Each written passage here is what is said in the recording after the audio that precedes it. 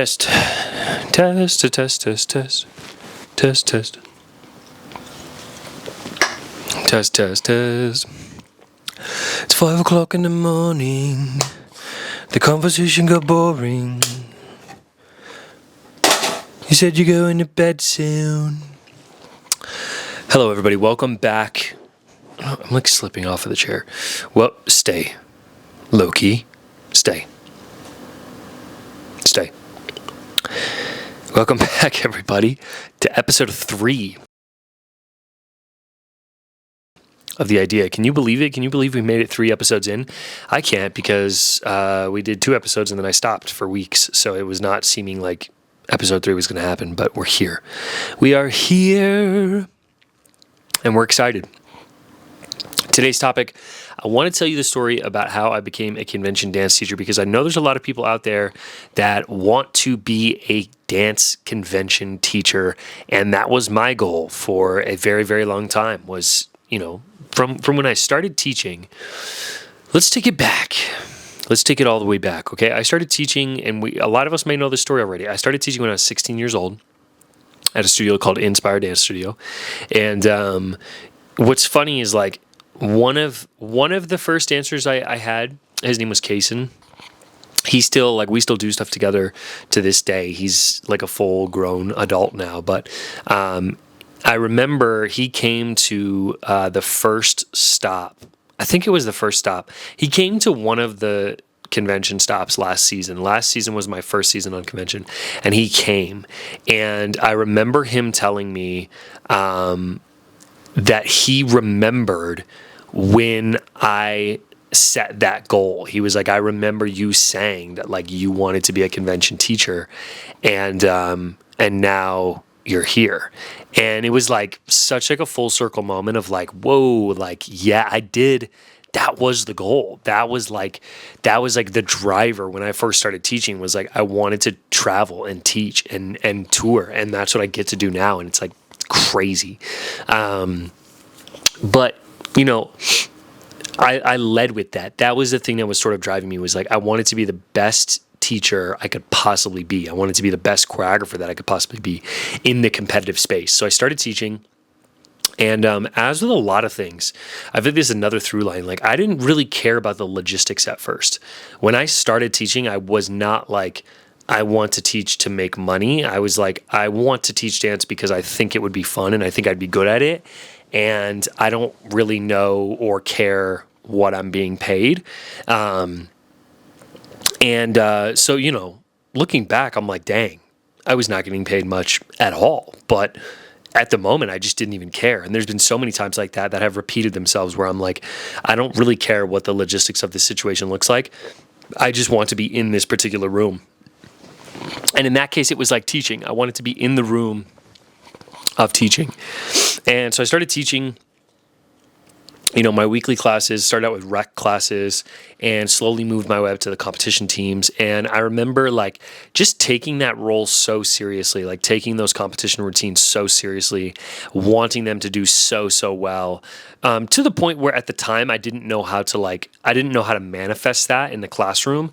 And so it manifested itself in a way of horrible teaching tactics. But that's for another video. And then I think the other thing looking back in the moment, again, I wasn't really thinking about all these little details. I was just doing them because it's what felt right. But looking back, I'm there was some key things. One is I followed through. I was setting my pieces and I was following through with them and I was tweaking them and adjusting them and we'd go to competition, we'd come back, I'd make adjustments. We'd go to competition, we'd come back, I'd make adjustments. Just trying to hack and figure out what works and what doesn't work, what does really well on stage and what doesn't do really well on stage. Let me clean my glasses. They're foggy. They're very foggy. So the other thing looking back that I was really, really on top of is I went to every single competition. I went to every single competition without fail. I was backstage cheering kids on in the wings, giving energy, cheering on from the audience, whatever it looked like in that moment. I was doing the thing. And I think this was really, really crucial because people started to connect my dancers to me. So they started to see the dancers on stage and then see them place or see them do really well. And then they would, draw that relationship of like, okay, I think this is the person that's teaching them. And I would always carry myself with this energy of like, let's show up and compete. And like, I have something to offer. And that was the energy that I held for myself. And I think it was readable for people. I also think it was off-putting for people as well. But, you can't have your cake and eat it too. So I think that was big. And I started to network that way as well. Is like studios would come up to me, other teachers, other directors, and be like, oh, are those your kids? Like, da da da da. And we'd exchange information or whatever the case may be. And actually, a lot of my first guest teaching opportunities were me getting approached by studio owners or teachers at convention, because I would take class with the kids because I was still, a lot of their age. So I would go into the senior room and take class with my teacher band on, and then, I'd be with my kids before or after, whatever. And, again, people would notice that. People would see that. They would draw connections. They'd be like, oh, you're their teacher. Let's bring you in. So I think there was a few things that went into that. One is like I was good at what I was doing. I was good at choreographing competitive routines that competed well and placed well. Number two is like I was a pretty decent dancer. Like I knew how to take class. I knew how to execute. I knew how to, draw attention to myself. And so all of those things sort of combined started to create this network for myself and created these opportunities for myself. And I think at some point too, I'm so stuffy. At some point too, like along the way, I kind of lost sight of like, this is empty, by the way. There's like a half a sip left in there. I think at some point, like along the way, I kind of lost track or lost sight of like that goal of being a convention teacher. Like I just wasn't super focused on it anymore. And I don't think it was because I didn't want it. I think it was because I was so focused on the small scale, so focused on what was happening in the moment, and then just kind of like subconsciously driving towards the destination of teaching on a convention. So, we flash forward and I got the opportunity to teach on a couple really small events. And I got the opportunity to travel and dance and teach. And all of those things were like little tastes of what I wanted to do, but I knew that there was more for myself. I knew that eventually I wanted to be on one of those stages. And like I said a minute ago, I kind of just lost sight. I lost motivation. I lost kind of like direction of what I was doing. It became a little bit more of a focus on like money and my career and like business and being successful in that sense, that I sort of just naturally lost track of that end goal. And then a few years ago, when I started creating content consistently online, that was one of the goals that I had going into everything, was like, let me be really consistent with this and let me give it one more chance to see what happens and see if I can land a convention and see if I can land like more teaching gigs. And it happened that time, out of all the times that I tried, out of all the times that I created content, did concept videos, submitted myself to conventions, emailed directors, emailed other teachers, all of that work leading seemingly nowhere, finally this time it stuck. And instead of second guessing it, I just was like, let's go. Like strap in, grab the handles, and like let's ride this thing out, because I may not get this opportunity again. And so I started getting traction. I started being able to guest teach different places and people asking me to come to different states and countries, and it was incredible.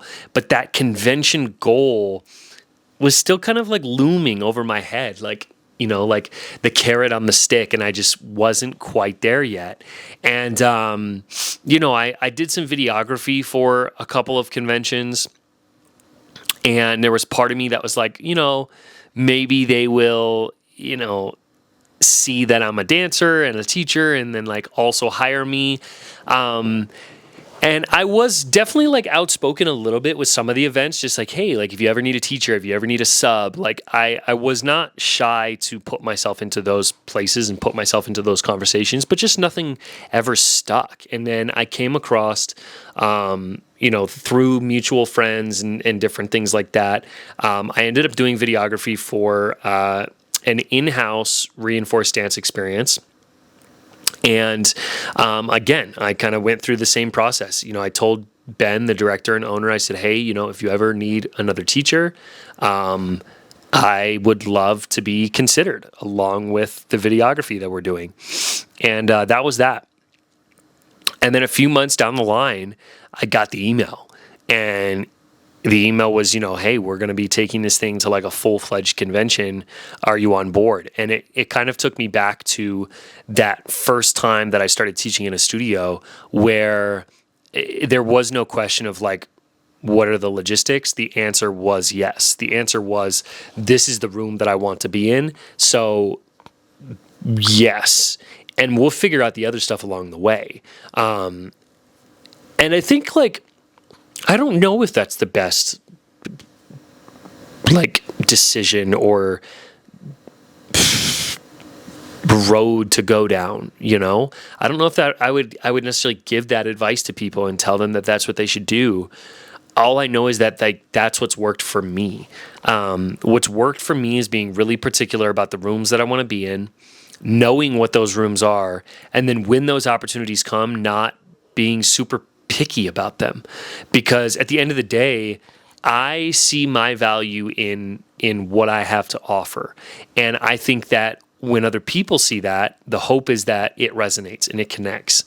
And so, to me, an opportunity can be a bounce board or a step in the ladder that you're climbing to get to where you ultimately want to be, and I think that's okay. I think it's okay for opportunities to be that, to be, in between moments, to be stepping stones, to be launch pads for what you actually want to do. And I've treated so many opportunities like that in the past where, again, I'm like, okay, the opportunity itself.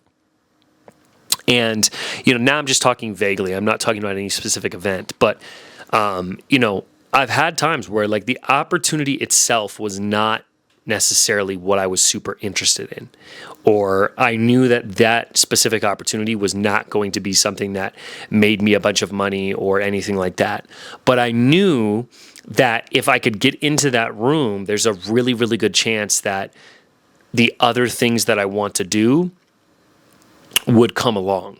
And I think leading with that and driving with that and like being present with that has really, really made a huge difference in just the opportunities that I have available to me. Because again, I think I've used a lot of situations as springboards for where I actually want to get to. And I think that that's okay. I think there's a big difference between like doing loads of free work and taking opportunities strategically that can help you. And don't get me wrong, a lot of I haven't really done that much free work before. A lot of the work that I'm even talking about right now on this sort of topic, I was paid for the work. But there was, I guess you could say there was ulterior motives on my end as to why I was accepting the job or why I was saying yes. So I don't know, something to think about. I also think too, we're going to jump back now. Like the big thing that made a difference convention wise for me is I started showcasing like my teaching more. Obviously that was sort of a part of my content plan, was like, I want to showcase my teaching. I want to showcase the behind the scenes. I want to show all of the stuff that I wish I could see from my favorite choreographers. I remember growing up and like being a big fan of certain choreographers, and I wanted to see like behind the scene footage. I wanted to see how they choreograph. I wanted to see them like in their workplace. And a lot of that content wasn't a thing. It wasn't stuff that people were doing. And I wanted to make it a thing. I wanted to make it something that people were doing. And I think that helped a lot, because I think it helped conventions to see two things. One, it helped them see that people were listening to me and that I had an audience that wanted to hear what I had to say and wanted to take my classes. And I think too, it showcased to those events what my teaching actually looked like and what I was actually capable of. It also gave me a really good opportunity to put together a really good teaching reel that I was then able to, send off to places, because I had all of that footage and I had all of that experience and I had all those moments. I think the last thing that I would touch on when it comes to this topic is that, like, I do think it was a question of timing. I think that the past times that I had tried to chase down this dream, I wasn't ready. Even if I thought I was ready, I wasn't ready. I hadn't perfected my craft yet. I hadn't perfected the art of teaching yet. And I think that when that happened, when that level was unlocked, and I'm not saying I'm a perfect teacher, I'm saying that I've put in the hours. I've put in the 10,000 hours. I've put in, the time that it takes to be great at something. And I think that when I unlocked that level, that's when things changed. That's when things started to go in my direction, because I think people could feel and hear and see the confidence that my experience was giving me. I was confident before, but it wasn't backed by experience. It was backed by ego. I think the difference was that now my confidence was backed by experience and history and, cutting my teeth and doing the thing for years and years and years, to where I knew what worked and what didn't work. And I knew what things to talk about that would get people's attention and make people listen. That was a lot. That was yapping. That was Yappington. That was Yap City. I hope that this makes sense. The idea, I didn't even intro what this is. So if you haven't seen the first 2 episodes, you're probably watching this like, what is actually happening? And if you've made it this far, does it even matter? But, the idea behind the idea was just a place for me to just talk and not have to think necessarily about what I was talking about or how I was talking about it. It's just a place and a piece of content where I can just give you, advice and thoughts and ideas, and not really think about how it's presented or what it looks like or anything like that. So, as much as I am just yapping, that's kind of the point. So hopefully this is helpful for you. And as always, if you ever have any questions, you can email me, you can message me on Instagram. nsadance.com is the website for No Starving Artists, which is my dance resource company. And that's the idea, episode 3, y'all.